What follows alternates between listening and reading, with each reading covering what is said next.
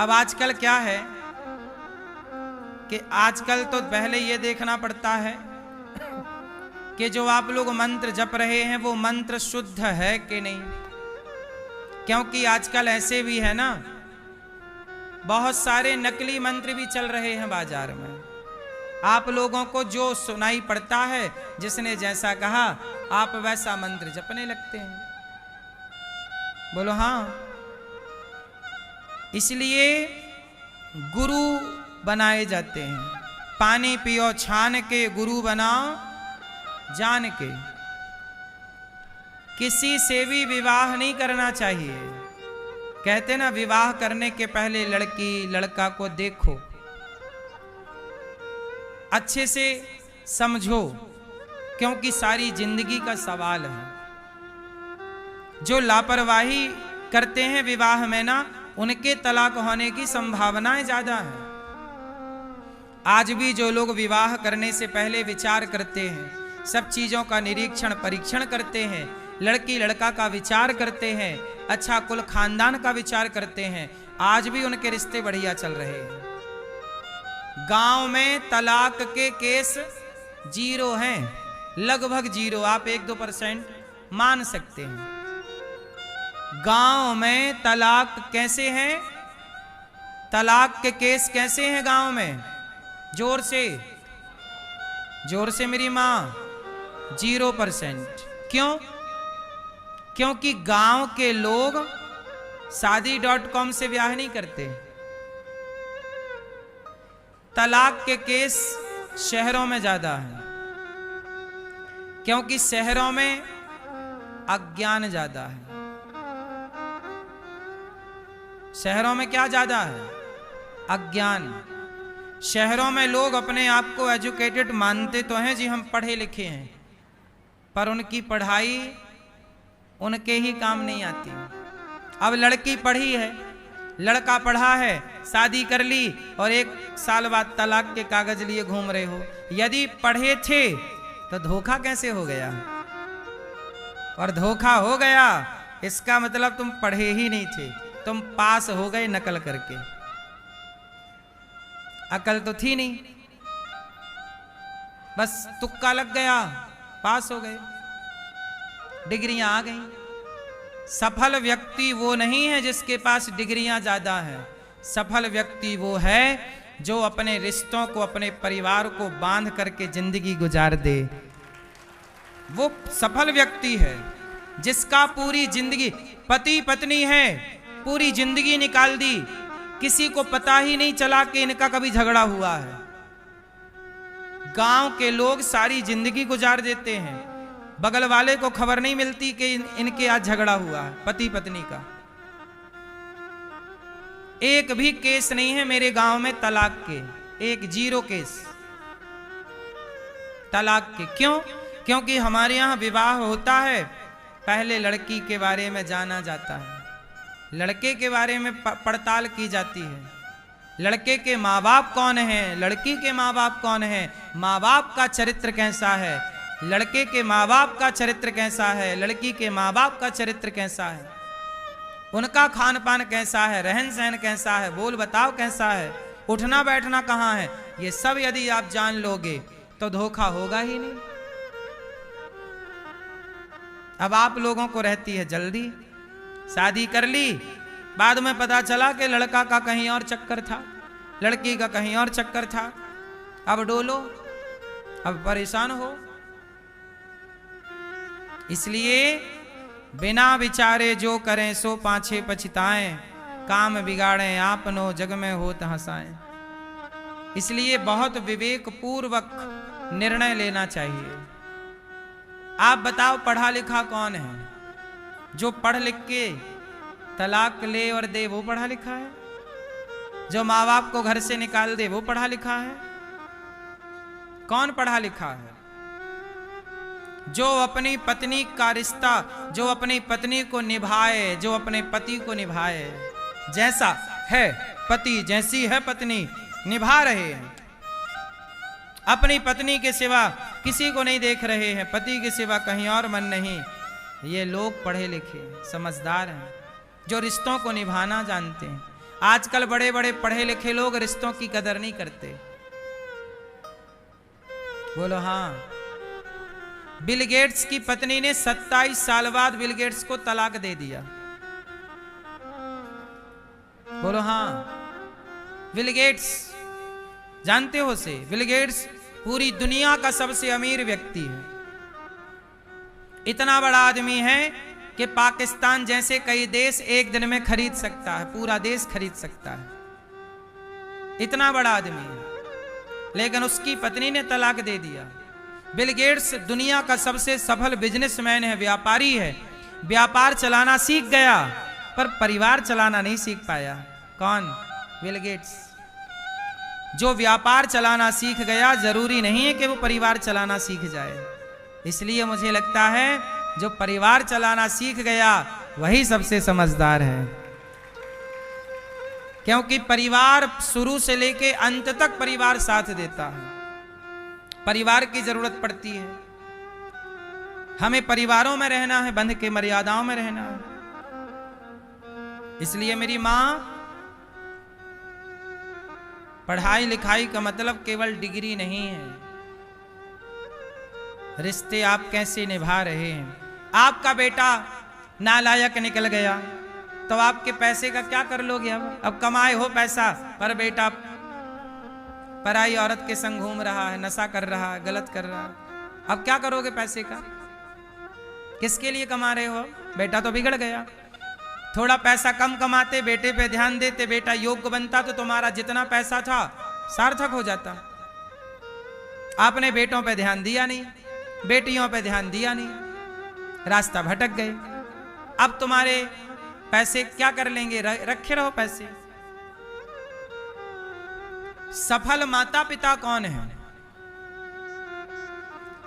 कहते हैं व्यापार पर ध्यान ना दो तो व्यापार बिगड़ जाता है, स्वास्थ्य पर ध्यान ना दो तो स्वास्थ्य बिगड़ जाता है, परिवार पर ध्यान ना दो तो परिवार बिगड़ जाता है, बच्चों पर ध्यान ना दो तो बच्चे बिगड़ जाते हैं। इसलिए एक समझदार स्त्री और पुरुष वो है जो सब पर प्रॉपर ध्यान दे। सब पर ध्यान दीजिए, अपने स्वास्थ्य पर भी ध्यान दीजिए, नहीं तो बिगड़ जाएगा। लापरवाही ना करिए। अपने बेटे पर ध्यान दीजिए, लापरवाही ना करिए, हाथ से निकल जाएगा बेटा। फिर तुम्हारी दौलत कर लेना, फिर जो करना है। माँ बाप की सबसे बड़ी दौलत बच्चे ही होते हैं। बोलो हाँ। आपका बेटा योग्य है, आपकी इज्जत करता है, आपका आदर करता है तो आप सफल माँ बाप हैं। और आपका बेटा आपकी तनिक इज्जत नहीं करता तो आप जितना गरीब बाप कौन होगा? तुम्हारे पास करोड़ों होंगे पर तुम्हारा बेटा तुम्हारी इज्जत नहीं करता, तुम सबसे गरीब बाप हो, तुम्हारा बेटा ही तुम्हारी इज्जत नहीं करता। तुम सबसे गरीब आदमी हो, तुम्हारी पत्नी ही तुम्हारी इज्जत नहीं करती। इस धरती पे सबसे गरीब कौन? जिसकी पत्नी इज्जत ना करे वो आदमी, जिसका बेटा इज्जत ना करे वो पुरुष सबसे गरीब है। सबसे अमीर कौन? इस धरती पे सबसे सुखी कौन? चाणक्य लिखते हैं कि इस धरती पे सबसे सुखी वो है जिसकी पत्नी आज्ञाकारी हो, पुत्र आज्ञाकारी हो।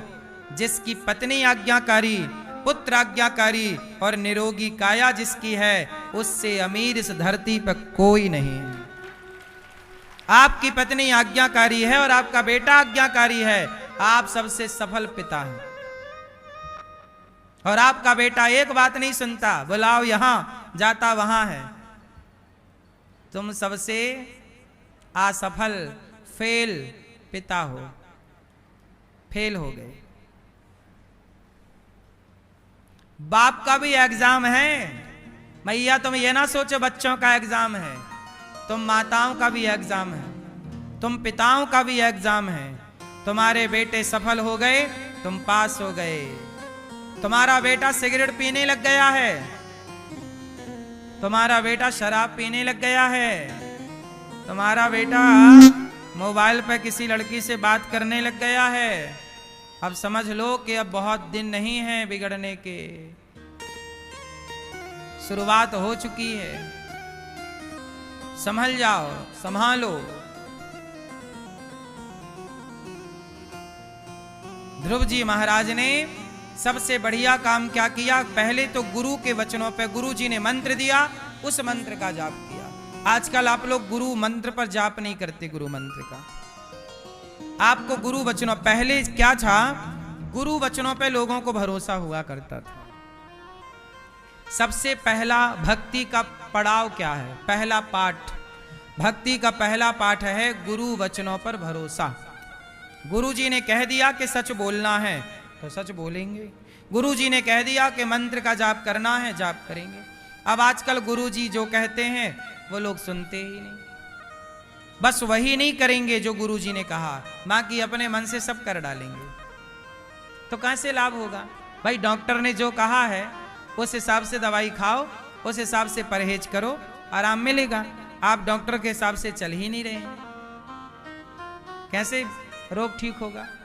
तो नारद जी ने जो मंत्र दिया, जो विधि बताई, ध्रुव जी ने उस विधि का पालन किया। 5 महीने में भगवान सामने आ गए। ध्रुव जी ने कहा, भगवान ने शंख का स्पर्श गाल में कराया, पुत्र कुछ मांग लो। ध्रुव जी ने कहा, प्रभु मैं क्या मांगू आपसे? माँ ने कुछ बोला नहीं कि क्या मांगना है। कहा, पुत्र जाओ, हम तुम्हें राजा बनाते हैं।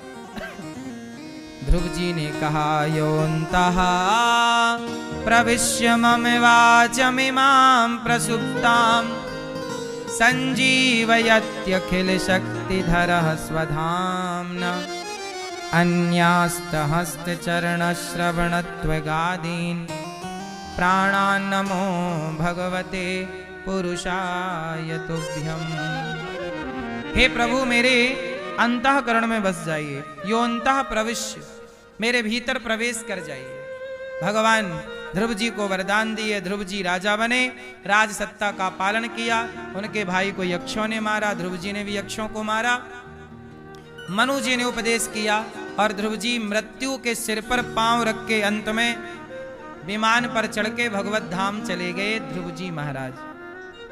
ध्रुव जी ऐसे हैं जो शरीर के सहित भगवान के धाम जाते हैं, साथ शरीर। क्यों? भक्ति की ना। ध्रुव जी के वंश में आगे चल के भगवान पृथु हुए। भगवान ने प्राचीन वरही को पुरंजनोपाख्यान की कथा सुनाई। हम संसार में मोहित हो जाते हैं, भगवान को भूल जाते हैं और इसी दलदल में उलझे रहते हैं। यही पुरंजनोपाख्यान का सारांश है। मनु जी महाराज के दूसरे बेटा हुए प्रियव्रत। उत्तानपाद नाम के बेटे के यहाँ ध्रुव जी हुए और प्रियव्रत नाम के बेटे थे, उनका विवाह विश्वकर्मा की पुत्री वर्हिष्मति से हुआ। आग्नेद्र उनके पुत्र आग्नेद्र, फिर नाभि, अंग, इन्हीं के वंश में भगवान ऋषभ देव जी हुए। भगवान ऋषभ देव जी के 100 बेटे हुए। भगवान ऋषभ देव जी के कितने बेटे हुए? 100 पुत्र। सबसे बड़े का नाम है भरत। एक दिन भरत जी के पिता ने उपदेश किया, नायम देहो देह भाजाम नलोके कष्टान कामान नरहते बिडभुजाम। ये मैया, ओ मोबाइल वाली मैया, कथा ना सुनना मेरी माँ, बस सेल्फी लेना। मैयाओं को मोबाइल ने बिगाड़ रखा है।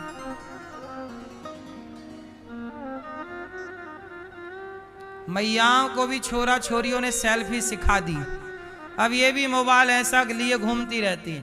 इनका फ्रेम बनता ही नहीं, कहां से आ रही है सेल्फी? कैमरा बाहर वाला चालू है और ढूंढ रही है अपने को, हम नहीं आ रहे महाराज, हम नहीं आ रहे। अब कैमरे नहीं पलटाना आ रहा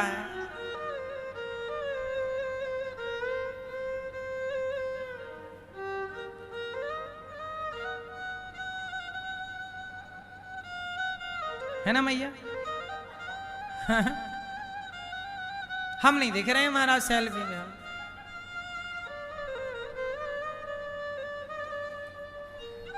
नायम देहो देह भाजाम नलोके कष्टान कामान नरहते बिडभुजाम। ये तपो दिव्यम पुत्र का ये न सत्वम।